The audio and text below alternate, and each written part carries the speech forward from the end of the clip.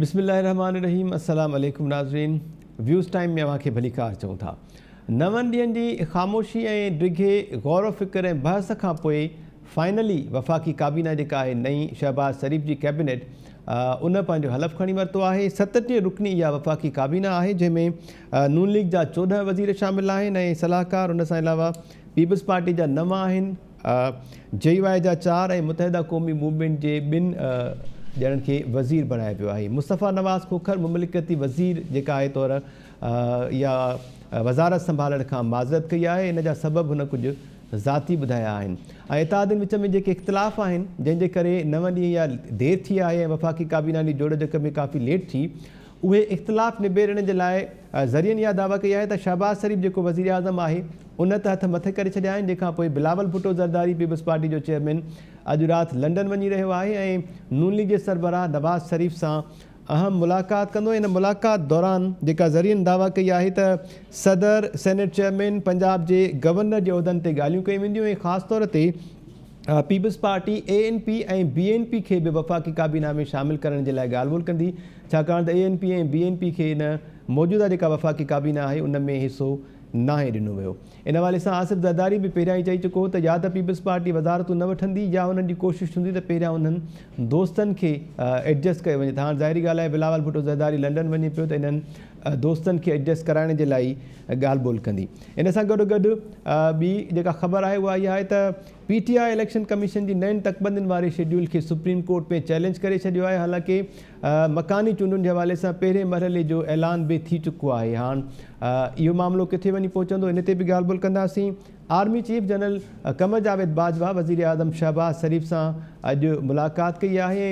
मजमूई सूरत हाल जेका आहे उन समेत पाक फ़ौज जे पेशेवराननि मामलनि ते ख़्यालनि जी ॾेवट कई वई आहे। इन सां गॾोगॾु जेके वज़ारतूं ॾिनियूं वयूं आहिनि, ख़ासि तौर ते वफ़ाक़ी घरू वज़ारत जेका राणा सनाउल्लाह खे ॾिनी वई आहे, उन हवाले सां बि ख़ासि ॻाल्हि ॿोल कंदासीं, छाकाणि त फवाद चौधरी नई कैबिनेट जे हवाले सां पंहिंजो रद्दअमल ॾिनो त ईअं लॻी रहियो आहे त चूं जो मुरबो आहे ऐं समूरनि ॾोहारनि खे इन वफ़ाक़ी काबीना में शामिलु कयो वियो, जंहिं ते रद्दअमल ॾिनो राणा सनाउल्लाह, त हाणे सेंट्रल जेल जो पनो जेको आहे उहो उथलाइजी चुको आहे ऐं हाणे आइन टोड़ींदड़ ऐं घड़ी चोरी कंदड़ जेके आहिनि उहे जेलनि में हूंदा। त छा इंतकामी सियासत जेका आहे उन जी हिकु भेरो ॿीहर शुरूआति असांखे ॾिसण में ईंदी? इन्हनि समूरनि मामलनि ते ॻाल्हि ॿोल कंदासीं। हिन वक़्तु व्यूज़ टाइम में असांखे जॉइन कयो आहे सीनियर तर्जुमा निगार नसीर मेमन साहब, डॉक्टर अयूब शेख साहब, इनाम भट्टी साहब ऐं डॉक्टर रफ़ीक चांडियो साहब असां सां गॾु आहिनि। नसीर साहब, अव्हां खां शुरूआति कयूं पिया। PTI जे अॻवान फवाद चौधरी जो चवणु आहे त नई काबीना चूं जो मुरबो आहे। वफ़ाक़ी काबीना जी जोड़जक खे अव्हां कीअं पिया ॾिसो? इत्तेहादनि जा कुझु तहफ़ुज़ात बि आहिनि ऐं जेके मिनिस्ट्रीज़ ॾिनियूं वयूं आहिनि कलमदान, उन्हनि कलमदाननि ते वेठल जेके शख़्सियतूं आहिनि उन्हनि जी परफॉर्मेंस ते बि सवाल उथंदा सर।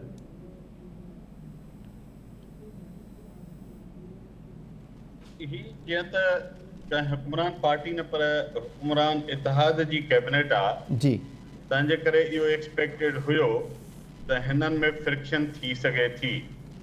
ज़ाहिर आहे त एतिरियूं सारियूं धुरियूं आहिनि, हिकु ॿ धुर कान्हे का, वॾियूं धुरियूं त खणी इहे ॿ आहिनि, पर नंढियूं नंढियूं धुरियूं ऐं उहे माण्हू जिन खां हिननि मदद वरिती हिन सॼे प्रोसेस में उन सभिनी खे अकोमोडेट कजे ऐं उन में उहे माण्हू जेके माज़ीअ में हिक ॿिए जे ख़िलाफ़ बि रहिया आहिनि, वेझा न रहिया आहिनि जी, त इहो एतिरो सवलो न हूंदो आहे। पंहिंजी हुकूमत हूंदी आहे त हिकिड़ो पार्टी लीडर हुकुम कंदो आहे ऐं पोइ असां वटि जीअं आहे त पार्टी लीडरशिप जेको तय कंदी आहे उहो थी वेंदो आहे। जी, पर ही पार्टीज़ जी कैबिनेट आहे जंहिंखे फवाद हुसैन चए थो त ही चूं जो मुरबो आहे। त इहो चूं जो मुरबो त सभिनी खे ख़बर आहे त पार्टीज़ जे इत्तेहाद सॼी मूवमेंट हलाई हुई न, या त का ॻुझी ॻाल्हि आहे ई कान। बिल्कुलु। तंहिंजे करे ई हिननि खे 8-9 ॾींहं लॻी आहे काबीना जोड़ण में। ऐं अञा जॾहिं ही हुकूमत अॻिते हलंदी त शहबाज़ शरीफ़ लाइ जिते एक्सटर्नल फ्रंट ते इकानमी, परदेही मामला ऐं ॿिया अहिड़ा मामला चैलेंज हूंदा, उते हुन लाइ हिकिड़ो ऑल टाइम चैलेंज हूंदो एतिरनि सभिनी धुरियुनि खे जेके डाइवर्जेंट आहिनि, कन्वर्जेंट बि न आहिनि, कन्वर्जेंस हुननि जी थी हिकिड़ी पॉइंट ते, उहा हुई त इमरान ख़ान जी हुकूमत बने। जी बिल्कुलु। हाणे जॾहिं उहा अचीव करे विया त पोइ पॉइंट ऑफ कन्वर्जेंस ख़तम थी चुकी आहे। ठीकु आहे। हाणे हुननि जे विच में जेतिरियूं फॉल्ट लाइन्स आहिनि, जेतिरो ख़्यालनि जो टकराव आहे, उहो नज़र ईंदो ईंदड़ ॾींहंनि में, हुकूमत हलाइण जे अमल में बि नज़र ईंदो। बिल्कुलु। ऐं इहो काफ़ी औखो हूंदो आहे। तव्हांखे यादि हूंदो त 2008 में पीपल्स पार्टी रुगो नवाज़ लीग सां गॾिजी जेका हुकूमत ठाही उहा न हली सघी हुई। जी, छो त इहा बि हिननि ॿिन्ही पार्टियुनि जो पुराणी जेका हिस्ट्री आहे उहा गॾु हलण वारा मौक़ा घटि रहिया आहिनि, टकराव वारा वधीक रहिया आहिनि। त लीडरशिप ते डिपेंड कंदो, ख़ासि तौर ते आसिफ ज़रदारी ऐं नवाज़ शरीफ़ ते। ऐं ज़ाहिर आहे उन खां पोइ जेका सेकेंड लेवल ऑफ लीडरशिप आहे, छो त एग्ज़ीक्यूटिव फंक्शन में त हींअर शहबाज़ शरीफ़ आहे, त उहे कीअं था मामला गॾिजी हलाइनि। एतिरे सारे मुख़्तलिफ़ ख़्यालनि जे ग्रुपनि खे गॾु हलाइणु हिकु मुस्तक़िल चैलेंज रहंदो। जेको कुझु हुन में डिले थी आहे या अञा ताईं बिलावल भुट्टे न खयो आहे कसम, ऐं उहो लंडन में कुझु मामला नवाज़ शरीफ़ साहिब जी लेवल ते ॻाल्हाइणु चाहे थो, त इहो लॉजिकल आहे। हिन में सरप्राइज़ स्कोप कोन्हे, बल्कि इहो बि सरप्राइज़ न हूंदो त किथे कुझु हफ़्तनि महीननि में अॻिते हली कोई हिकु अधु माण्हू ख़ुदा हाफ़िज़ करे निकिरी वञे इन्हनि धुरियुनि मां। इन ते बि सरप्राइज़ मूंखे न थी। ठीकु आहे, ठीकु आहे सर। डॉक्टर अयूब शेख साहब ॾाढो था। डॉक्टर साहब, अवां कीअं पिया ॾिसो वफ़ाक़ी काबीना जी जोड़जक, उन में शामिल जेके माण्हू आहिनि जिन खे इहे कलमदान सौंपिया विया आहिनि, केतिरा चैलेंजिस आहिनि शहबाज़ शरीफ़ जे लाइ, ऐं ख़ासि तौर ते बिलावल भुट्टो ज़रदारी कुझु तहफ़ुज़ात दूर करण जे लाइ लंडन वञे पियो। सदर अवां पीपल्स पार्टी जो ॾिसंदव या मौलाना फज़लुर रहमान खे सदर बणाइण जे लाइ बिलावल भुट्टो ॻाल्हाइण वञे पियो लंडन? मुंहिंजो ख़्यालु आहे त पाकिस्तान जी मौजूदा सूरत हाल में शायदि मौलाना फज़लुर रहमान खां सवाइ ॿियो को सदर थिए, मुंहिंजो ख़्यालु आहे। ठीकु आहे। हिकिड़ी ॻाल्हि त इहा आहे, छो त इहो मुल्क जूं समाजी इंटरनेशनल हालतूं उहे सभु जो सभु जेके आहिनि उहे उन बारे में इन क़िस्म जो तासिर ॾियनि थियूं त शायदि मौलाना साहब खां सवाइ ॿियो को थिए। जी। हिकिड़ी ख़बर इहा आई त आसिफ अली ज़रदारी साहब पंहिंजे वेझे हिकिड़े अज़ीज़ लाइ चयो, पोइ उनजी बि पॉज़िटिव का वरंदी न मिली। हाणे हीउ जेको बिलावल साहब वञे थो या पंहिंजे मियां नवाज़ शरीफ़ सां, मुंहिंजो ख़्यालु आहे त उहो इन पंहिंजे पोर्टफोलियो ते ॻाल्हाइणु नथो वञे, मुंहिंजो ख़्यालु आहे। जी। ऐं मुंहिंजो इहो बि ख़्यालु आहे त इन जो इम्कानु आहे त ॿ हिकिड़ा दबंग मिनिस्टर रहियल आहिनि हिन सॼे मामले में। जी। ऐं इन जो इम्कानु थी सघे थो ANP ऐं BNP जी ॻाल्हि पिया कयो त जनाब बिलावल भुट्टो, ज़रदारी, शाहिद खाकान अब्बासी सुभाणे उहे कसम खणनि, इन जो इम्कानु आहे। सो बहरहाल ॾिसूं था। आउं सम्झां थो त हीअ जेका कैबिनेट आहे, इन कैबिनेट में हर माण्हूअ ते बार आहे, हर माण्हूअ खे ज़िमेदारी अदा करणी आहे, परफॉर्मेंस ॾेखारणी आहे। उन परफॉर्मेंस जे बुनियाद ते ईंदड़ इलेक्शन जो जेको माहौल आहे ऐं तस्वीर आहे उहा ठहंदी। ऐं घणे में घणी जेका परफॉर्मेंस आहे न, मुंहिंजो पंहिंजो ख़्यालु आहे त उहा पाकिस्तान पीपल्स पार्टी ऐं नून लीग खे ॾेखारणी आहे। पर इन जो मतिलबु इहो कोन्हे त JUI वटि जेके 4 अहम मिनिस्ट्रियूं आहिनि त उहे को परफॉर्मेंस न ॾेखारनि। उहे बि जेकॾहिं परफॉर्मेंस न ॾेखारींदा त जंहिं हिकु सूबे में हिननि जो वज़न आहे उन वज़न मां बि हू हटी वेंदा। ठीकु आहे। जेका ॻाल्हि नसीर साहब कई न त के माण्हू ईंदा के वेंदा, इत्तेहादी हुकूमतुनि में ईअं ई थींदो आहे ऐं इहे मसइला ईअं ई रहंदा आहिनि। मुंहिंजो ख़्यालु आहे त इन्हनि सभिनी खे मुतहद रखण लाइ इमरान ख़ान वारो फोर्स काफ़ी आहे ऐं उहो इन्हनि सभिनी खे गॾु खणी हलंदो। ठीकु आहे डॉक्टर साहब। प्रोफेसर इनाम भट्टी साहब असांखे जॉइन कयो आहे। इनाम साहब, अवां ॿुधो पिया ॻाल्हि ॿोल? जी बिल्कुलु ॿुधां पियो। इनाम साहब, अवां ॾी छा राय आहे इन मजमूई सूरत हाल ते जेका वफ़ाक़ी काबीना शामिल कई वई? डॉक्टर अयूब शेख साहब जो चवणु आहे त दबंग मिनिस्टर जेको आहे अॻूणो वज़ीर आज़म शाहिद खाकान अब्बासी, उन जो इम्कानु आहे त सुभाणे उहो हलफ़ खणे, ऐं बिलावल भुट्टो ज़रदारी जो बि उन्हनि इहो इम्कानु त ॾेखारियो, पर शायदि बिलावल अॼु राति लंडन जे लाइ रवानो थिए ऐं नवाज़ शरीफ़ सां हुते ॻाल्हियूं कंदो, ऐं BNP ऐं ANP खे ऐं उन सां गॾोगॾु मोहसिन दावड़ खे बि वफ़ाक़ी काबीना में शामिल करण बाबति ॻाल्हि ॿोल करणु वञे पियो। पहिरीं ॻाल्हि त पाकिस्तान जी शायदि वेझी तारीख़ में इहो पहिरियों तजुर्बो आहे जो मुकमिल तरह ते हिक ॿिए जा मुख़ालिफ़ यानी नून लीग ऐं पीपल्स पार्टी गॾिजी हुकुमरानी करे रहिया आहिनि। मुआहिदा अॻ में कया हूंदऊं, माज़ी में हिक ॿिए खे के रिआयतूं ॾिनियूं हूंदियूं, ऐं जॾहिं पीपल्स पार्टी खे 2007 खां पोइ हुकूमत मिली त सूबाई हुकूमत पंजाब जी उन्हनि नून लीग जी उते क़बूल कई। वरी उन खां पोइ जॾहिं 2013 खां पोइ नून लीग खे वफ़ाक़ में हुकूमत मिली त उन्हनि तमामु आसानी सां सिंध में पीपल्स पार्टी खे हुकूमत करणु ॾिनी। इहे तजुर्बा त उन्हनि जा रहिया, पर ही पहिरियों तजुर्बो हूंदो जंहिंमें गॾिजी वज़ारतूं कैबिनेट जे अंदरि हिक ॿिए सां विरहाए खणी हलंदा, ऐं उन में वज़ीर आज़म वरी जेको हूंदो नून लीग जो हूंदो। ज़ाहिर आहे उन में इख़्तिलाफ़ात छा बल्कि तमामु शदीद इख़्तिलाफ़ात बि कॾहिं न कॾहिं नज़र ईंदा रहंदा, ऐं बाक़ी उन में ॿियूं धुरियूं अहिड़ियूं आहिनि जंहिंमें ख़ासि करे अख्तर जान मेंगल जेको आहे उहो माज़ी में इतिहादी रहियो आहे। वफ़ाक़ी हुकूमत जॾहिं नवाज़ शरीफ़ जी हुई तॾहिं वज़ीर आला बलूचिस्तान रहियो अख्तर मेंगल, पर हींअर जेका पोजीशन आहे उन में ANP ऐं BNP उहे मुकमिल तरह ते आसिफ ज़रदारी सां ॻांढा पियल आहिनि। जेको फ़ैसिलो हू कंदो, जंहिं तरीक़े जो डिसीशन हू कंदो, उन सां ई हू गॾु वेंदा, छाकाणि त ईंदड़ जेके इलेक्शन्स हूंदियूं उन में मुंहिंजो शुरू खां वठी करे चवण इहो आहे त BNP खे बलोचिस्तान जे अंदरि पीपल्स पार्टी सां गॾिजी अॻिते वधण जो मौक़ो नज़र अचे थो।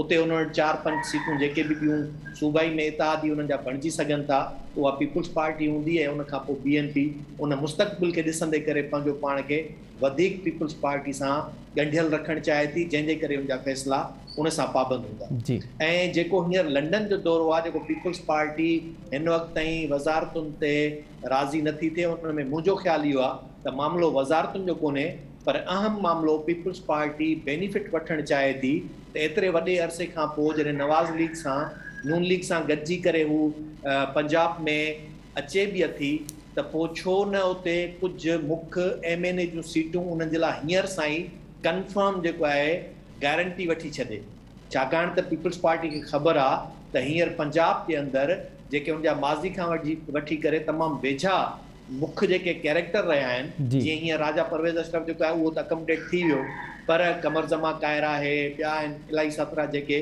त उन्हनि खे जॾहिं इहो स्पेस मिलंदो त ईंदड़ वक़्त में नेशनल असेंबली जे अंदरि 8-9 सीटूं उन्हनि खे कंफर्म करे पीपल्स पार्टी खे नून लीग ॾींदी, त हुननि जे लाइ वधीक काराइती शइ उहा आहे निस्बतन हींअर थोरे मुदे वारे चंद वज़ारतुनि वठण जे। तंहिंजे करे आउं सम्झां थो पीपल्स पार्टी जेका गेम कंदी हूंदी उहा हुनजी फ्यूचर ते हूंदी, ऐं हुननि खे नज़र ईंदो हूंदो त इन जे ज़रिए पंजाब में वरी मुस्तहकिम थी सघिजे थो। ॿी जेका सूरत हाल उहा इन जे करे बि आहे पीपल्स पार्टी खे नज़र ईंदी हूंदी त जेका 2018 जी इलेक्शन थी उन में जॾहिं क्यू लीग ऐं PTI जो पाण में इतिहाद थियो त काफ़ी सारियूं सीटूं उते पीपल्स पार्टी लूज़ कयूं, ऐं उन खां पोइ कुझु नून लीग बि लूज़ कयूं। त हाणे जॾहिं नून लीग पीपल्स पार्टी खे अश्योरेंस ॾींदी, गारंटी कंदी त केतिरियूं सीटूं अहिड़ियूं आहिनि जिन ते जॾहिं हू हिक ॿिए जी सपोर्ट रुॻो न बल्कि मुकमिल तरह ते फ्री हैंड जॾहिं उन्हनि खे ॾींदा, त तॾहिं ई उन्हनि जो चांस वधी सघंदो त उहे पीपल्स पार्टी खे खटण जो 100% चांस हुजे बमुक़ाबला PTI ऐं क्यू लीग जे।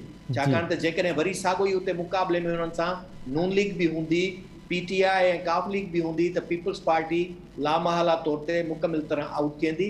ऐं ॿियो जेको ख़तरो नज़र ईंदो आहे उहो इहो हूंदो आहे त जॾहिं मुस्तक़िल तौर ते कंहिं बि माण्हूअ खे स्पेस न मिलंदो आहे, पंहिंजी पार्टी खे उनखे स्पेस न मिलंदो आहे, त उन जे लाइ ऑप्शन्स खुली पवंदा आहिनि त ॿी पार्टी का उनखे पाण ॾांहुं गेले वञे। त किथे ईअं न थिए त जेका हींअर मौजूदा हुकूमत ठही आहे उन में जॾहिं नून लीग सां मुकमिल तरह सां कोलिशन में पीपल्स पार्टी वेहंदी त हिकिड़ा अहिड़ा बि कैरेक्टर हूंदा पंजाब जे अंदरि जिन जो सॼो सियासत जो दारो मज़दार एंटी नवाज़ लीग रहियो हूंदो। हाणे जेकॾहिं उन्हनि खे उहो स्पेस न मिलंदो, उहो एंटी नवाज़ लीग वारा ॿियो काॾे ॾींदा, त पोइ उन्हनि जे लाइ वरी रस्ता जेके आहिनि साॻियो ई PTI या क्यू लीग ॾांहुं पुॼी वेंदा। तंहिंजे करे उन्हनि खे बि इंटेक्ट रखण जे लाइ पीपल्स पार्टी उन्हनि खे कोशिशि कंदी त अकमडेट कराए। ऐं सम्झां थो वज़ारतुनि खां वधीक पीपल्स पार्टी लाइ इहो अहम हूंदो। बाक़ी जेके थोरे मुदे जे लाइ वज़ारतुनि जो मुमकिन आहे त शायदि खाकान अब्बासी ऐं उनजे बिलावल ज़रदारी जे विच में का अंडरस्टैंडिंग जुड़ंदी हुजे, पर मूंखे नथो लॻे त कोई इन्हनि ते एॾो को वॾो इन्हनि जो पाण में इख़्तिलाफ़ थींदो।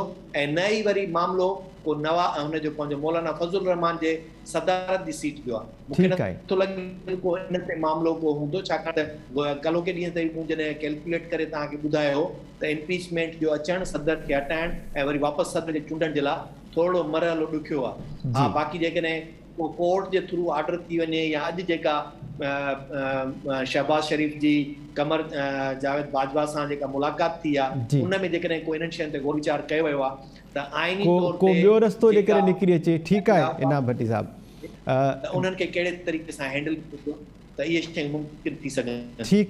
ठीक है डॉक्टर अयूब शेख साहब, अव्हांखे कीअं लॻी डॉक्टर इनाम भट्टी प्रोफेसर इनाम भट्टी साहब जी राय, जेकॾहिं पंजाब में पीपल्स पार्टी खे एडजस्ट करण जे हवाले सां के ॻाल्हियूं थियनि पियूं ऐं बिलावल भुट्टो ज़रदारी इहो अहम मामिलो खणी करे लंडन वञे पियो, त पोइ ज़ाहिरी ॻाल्हि आहे सिंध में बि छा असां कुझु अहम तकनि ते नून लीग जी एंट्री खे ॾिसंदासीं, या वरी सिंध में जेका ॿी ताक़तवर फोर्स आहे पॉलिटिकल MQM पाकिस्तान, उहो ख़ाल जेको आहे भरींदी PTI जो, छाकाणि त अॼु गवर्नर जे लाइ बि MQM पाकिस्तान खां नाला जेके आहिनि उहे घुरिया आहिनि वज़ीर आज़म शहबाज़ शरीफ़। मुंहिंजो पंहिंजो ख़्यालु हीअ आहे त एडजस्टमेंट थींदी सिर्फ़ु सदरन पंजाब में जी। जहांगीर तरीन ऐं आसिफ अली ज़रदारी साहब जेके आहिनि उन्हनि जी फार्मूला लॻभॻि हिकु जहिड़ी आहे। इन करे जेको कुझु आसिफ ज़रदारी ऐं जहांगीर तरीन सोचींदा जी उन त उन एडजस्टमेंट ते PMLA हुननि सां राज़ी थी सघे थी, छो त इहे अहिड़ियूं सीटूं आहिनि जिन ते PMLA जो वस घटि हलंदो ऐं बाक़ी ॿियनि हंधनि ते त ख़ुदि पाकिस्तान पीपल्स पार्टी बि एडजस्टमेंट न घुरी सघंदी, छो त घणो करे जेके तक आहिनि उहे सेंट्रल पंजाब खां वठी नॉर्दर्न पंजाब ताईं जी उहे सभु पंहिंजा आहिनि नवाज़ लीग वटि। त सदरन पंजाब वारो हिकिड़ो हिसो जंहिंमें 14 MP जूं सीटूं आहिनि, 5 MNA जूं सीटूं आहिनि, मुल्तान बि जेकॾहिं उन में तव्हां विझंदव त पोइ उन्हनि सीटुनि जो तादादु 8 खां 10 थी वेंदो, त इन खां वधीक मूंखे कुझु बि नथो लॻे। ठीकु आहे इनाम भट्टी साहब, अॼु जेका ॻाल्हि ॿोल थी आहे या रद्दअमल ज़ाहिर कयो फवाद चौधरी, उनजो चवणो त चूं जो मुरबो आहे ऐं समूरनि ॾोहारनि खे जिन ते केसिस हली रहिया आहिनि उनजो इशारो यकीनन राणा सनावला जी तरफ़ हुयो, त उनजो चवणो त उन्हनि खे इन वफ़ाक़ी काबीना में शामिलु कयो वियो आहे, जंहिं ते रद्दअमल में राणा सनावला चयो त हाणे पनो जेको आहे सेंट्रल जेल जो उहो उथलाए ॾी चुको आहे ऐं जिन आइन तोड़ियो ऐं जिन घड़ी चोरी कई उहे जेल में हूंदा। इन बयानबाज़ी खे अव्हां कीअं पिया ॾिसो ऐं मुस्तक़बिल में इन जो असर बि ॾिसो पिया, का इंतकामी कार्रवाई या अहिड़े क़िस्म जो माहौल ठहंदो त हाणे PTI खे बि टफ टाइम ॾिनो वेंदो?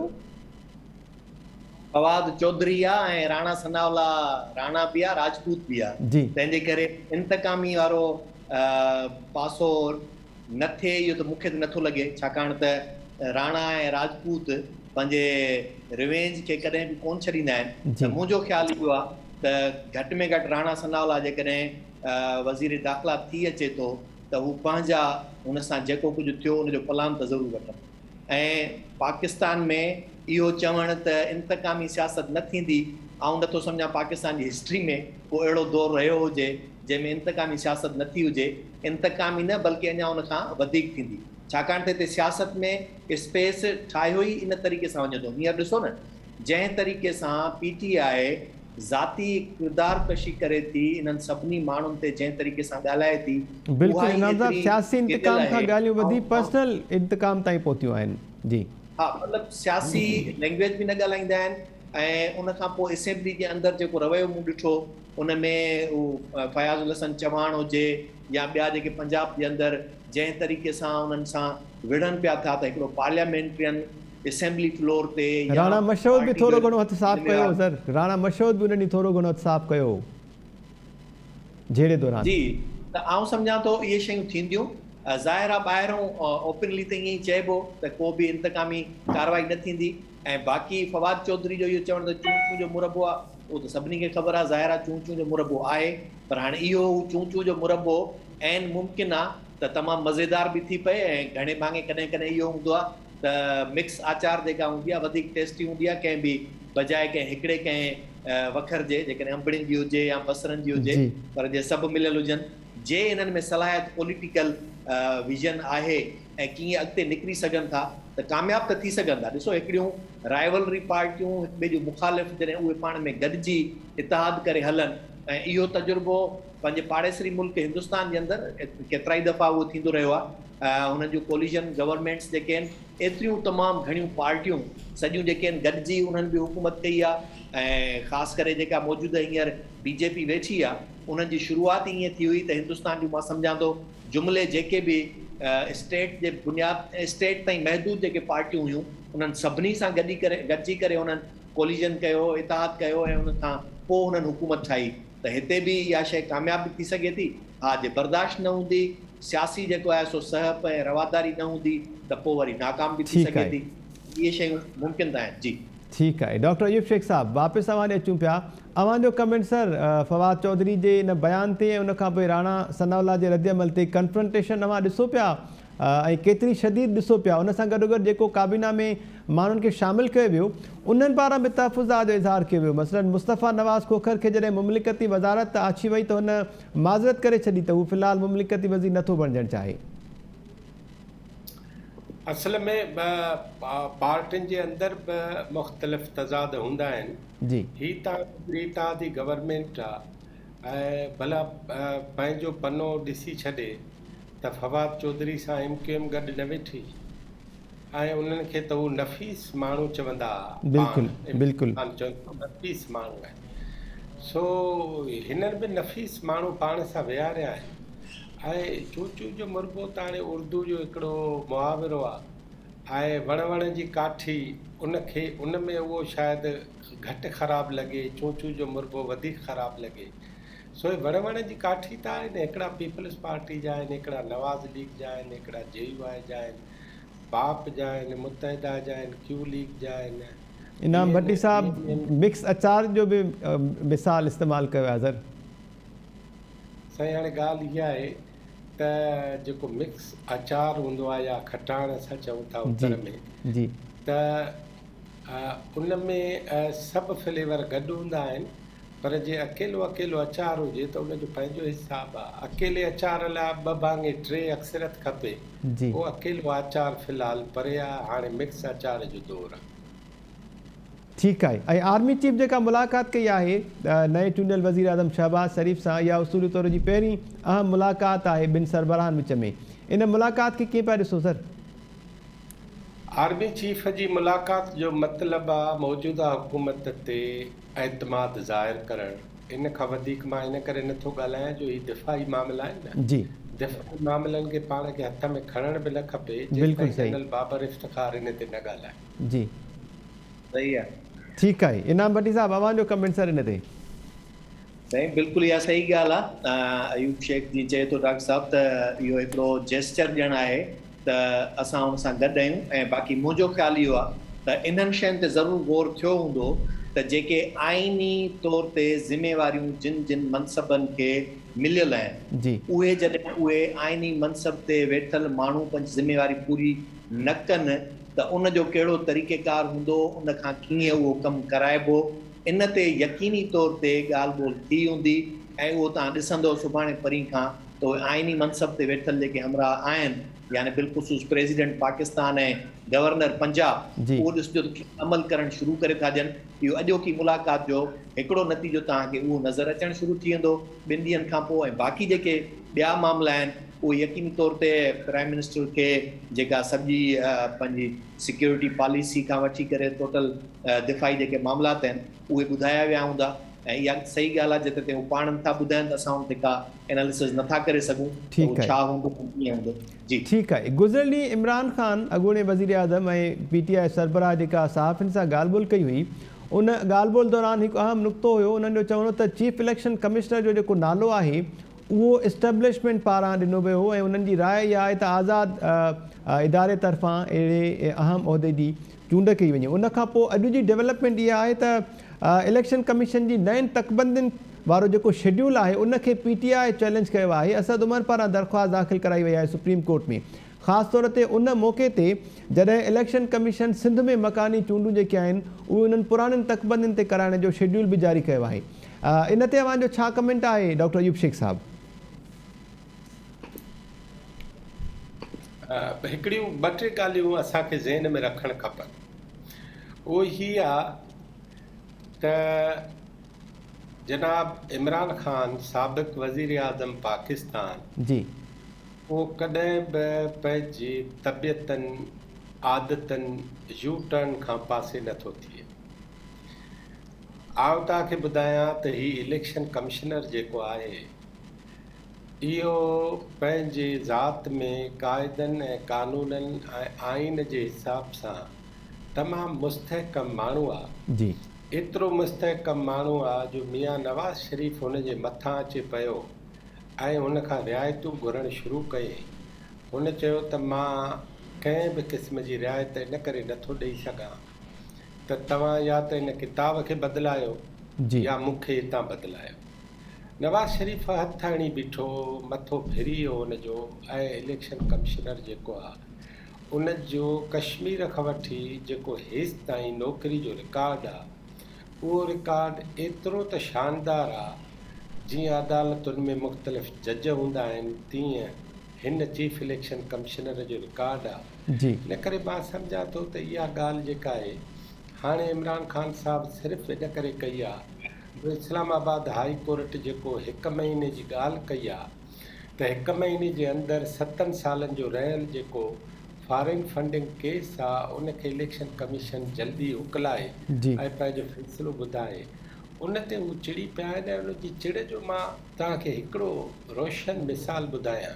जी अॼु फ़रूख़ हबीब जेको साबिक़ ममलकती वज़ीर आहे इतलात जो, जी उन अॼु प्रेस कॉन्फ्रेंस कई आहे सुबुह सां ऐं हुन चयो आहे त रुॻो असांजो केस तकड़ में छो था उकलायो। इहा पीटीआई जी शुरू खां वठी डिमांड रही आहे त नून लीग ऐं पीपल्स पार्टी जो बि फॉरेन फंडिंग केस इन सां गॾाए करे ॿुधो वञे। हा, इन जो मतिलबु हीअ आहे त हू चाहिनि था त हाणे इन्हनि खे गॾाए ऐं उन अकबर एस बाबर या बाबर एस अकबर जेको बि उनजो नालो आहे जी उन ॾाढो सुठो जुमिलो चयो आहे त जॾहिं फ़ैसिले जो वक़्तु अची वियो आहे त हाणे इंसाफ़ कंदड़ ई ख़राबु था लॻनि, काणियारा था लॻनि। जी आउं सम्झां थो त हीअ आहिस्ते आहिस्ते शयुनि खां परे थींदा वेंदा। हाणे हिन चवणु शुरू कयो आहे त मां कॾहिं बि अमेरिका मुर्दाबाद जो हामी न आहियां। हाणे हिन चवणु शुरू कयो आहे त मूं कॾहिं बि इदारनि ते न ॻाल्हायो आहे। बिल्कुलु हाणे ही अलाए कहिड़ियूं कहिड़ियूं ॻाल्हियूं, कहिड़ा कहिड़ा यू टर्न, कॾहिं कॾहिं त यू टर्न हलंदे वरी ॿियो यू टर्न थो वठे। इन करे हाणे तमामु घणा मामला हिन जा जेके आहिनि उहे मुंझंदा वेंदा ऐं हीअ जेका हुकूमत आहे उहा घटि में घटि 1.5 साल ताईं हीअ सभु कुझु करे ऐं पंहिंजो टेन्योर पूरो करे नयूं चूंडूं कराईंदी। जी मूंखे अॼु जी तारीख़ में इहो नज़र थो अचे जी ऐं साहब। हिन हुकूमत लाइ मूंखे हिकिड़ो जुमिलो हीउ चवणु ॾियो त हिननि खे बि हीअ परफॉर्मेंस जेका आहे सुभाणे हिननि खे काबीना जे इजलास खां पोइ पंहिंजा कम तेज़ी सां करण जो जेको आहे मामिलो जी उनखे तेज़ थियणो पवंदो। ठीकु आहे ऐं सर। हिननि इहा ॻाल्हि सम्झणु खपे त हिननि जी परफॉर्मेंस हिननि खे बचाईंदी ऐं जनाब इमरान ख़ान जो चुप रहणु उनखे बचाईंदो। ठीकु आहे। प्रोफेसर इनाम भट्टी साहब, अव्हांजो आख़िरी कमेंट सर, बाक़ी मिंट ॾेढ असां वटि बचियो आहे। डॉक्टर साहिब जेका ॻाल्हि कई ख़ासि तौर ते फॉरेन फंडिंग केस जो फ़ैसिलो जेको अचिणो आहे उन जे हवाले सां रिएक्शन नवां कीअं पिया ॾिसो पीटीआई जो, ऐं कहिड़े क़िस्म जो को मुतवक़ा फ़ैसिलो अची सघे थो, ऐं फ़ैसिलो अचण जी सूरत में वरी पीटीआई पारां इहा वावेला कई वेंदी जीअं इमरान ख़ान गुज़िरियल ॾींहुं चयो त मां अॻु ई चयो त चीफ इलेक्शन कमिशनर जेको आहे उहो उनजो नालो इस्टेब्लिशमेंट ॾिनो हो। ॾिसो, माज़ी जो सॼो जेको दौरु गुज़री आयो उन वक़्तु उन्हनि खे इन्हनि शयुनि ते कंहिं ते बि को एतिराज़ु कोन हो, पर हाणे खेनि ख़बर पइजी वई आहे त इहो जेको केस आहे उहो विच में पइजी सघे थो।